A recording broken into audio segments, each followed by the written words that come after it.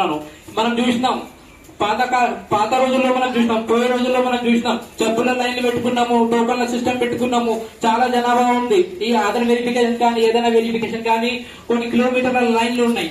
ఇప్పుడు మన నోటు బంద్ కానీ ఏదైనా కానీ దాని గురించి కూడా చాలా మనం కష్టపడ్డాం. కొందరైతే ప్రాణాలు ఉన్నాయి. నోటు బంద్లో 2000 నోట్లు, 500 నోట్లు, 1000 రూపాయల నోట్లు మీరు బ్యాన్ చేసినప్పుడు ఇది ఏంటంటే చాలా ఇబ్బంది పడ్డారు. కొందరైతే ప్రాణాలు పోయినాయి.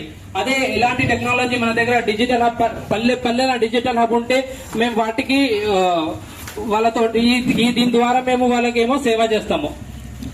ఇది డిజిటల్ అంటే ఈ మొత్తం కంప్యూటర్స్ ఉంటుంది, దీంట్లో ఇంటర్నెట్ ఉంటుంది. మనం ఏమైనా సరే మెయిల్ కానీ వాటి పేపర్లెస్ ద్వారా మనం ఏమైనా పనులు చేసుకోవచ్చు.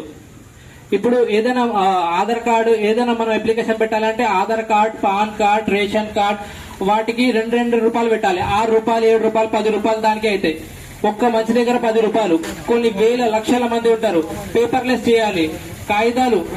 కాగితాలు వేస్ట్, మనీ వేస్ట్, అన్ని వేస్ట్ అవుతా ఉంటది. కానీ డిజిటల్ హబ్ ద్వారా అలా అవ్వదు. మేము ఇది అన్ని పల్లెటూళ్ళు డిజిటల్ హబ్ పెట్టాలని అనుకుంటున్నాము. ఇంకొకటి సీసీటీవీ కెమెరాస్ ఇవి మనం మానిటరింగ్ చేస్తే దొంగతనాలు కానీ ఇవి లైన్ ఆర్డర్ కానీ వీటి అన్నిటికీ ఆగుతుంది అనేది మేము ప్రొవైడ్ చేస్తామని మేము గవర్నమెంట్ తోటి ఒక రిక్వెస్ట్ చేస్తున్నాము. ఎందుకంటే ఈ టెక్నాలజీ బాగుంటది.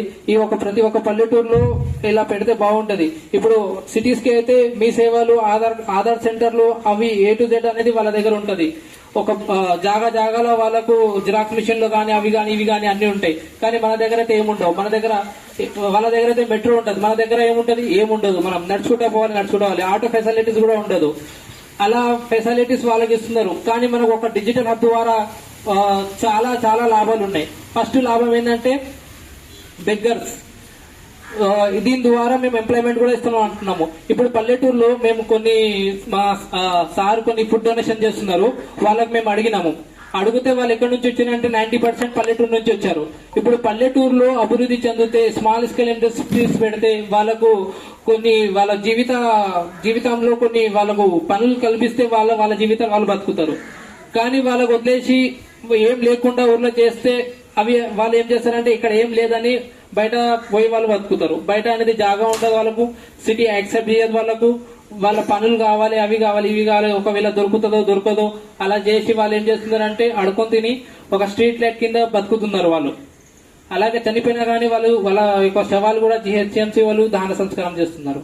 అలాంటి పరిస్థితి అవుతుంది. కానీ ఈ డిజిటల్ హబ్ వల్ల మేము ఎంప్లాయ్మెంట్ ఇస్తున్నాము. స్మాల్ స్కేల్ ఇండస్ట్రీస్ పెట్టేసి ఎంప్లాయ్మెంట్ ఇస్తున్నాము. మళ్ళీ పిల్లలకు ఎడ్యుకేషన్ ఇస్తున్నాము. మళ్ళీ ఊరు ఒక ప్రొటెక్షన్ చేస్తున్నాము. మళ్ళీ ఫస్ట్ ఎయిడ్ ఫెసిలిటీస్ చేస్తున్నాము. ఇలాంటి చాలా చాలా వర్కులు ఉన్నాయి ఈ డిజిటల్ హబ్ వల్ల.